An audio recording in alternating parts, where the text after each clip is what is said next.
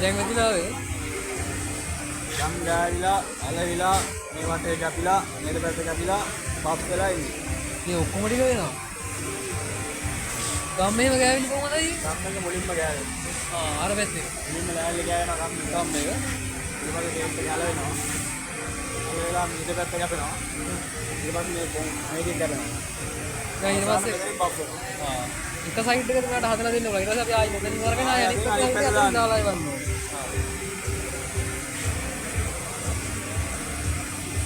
මේක ඩස්ට් එක එළියට වැටෙන්නේ නේද? ඒ දඩේ. ඒක දාන්න පුළුවන් වුණා අපි දාන්න නැහැ දාන්න බැරිද? ආර මෙතනින් අර මේ මෙලින් මොකක්ද ඩස්ට් එකක් දාන්න ඒක අදින්න.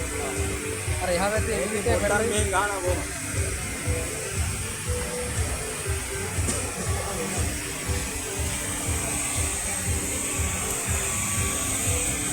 මේක ඇයි ඒ වැඩේ විතරයි වෙන්නේ නේ? ඒක විතරයි. දීස්ලෙත් එක මොකක්ද දිනවලයි?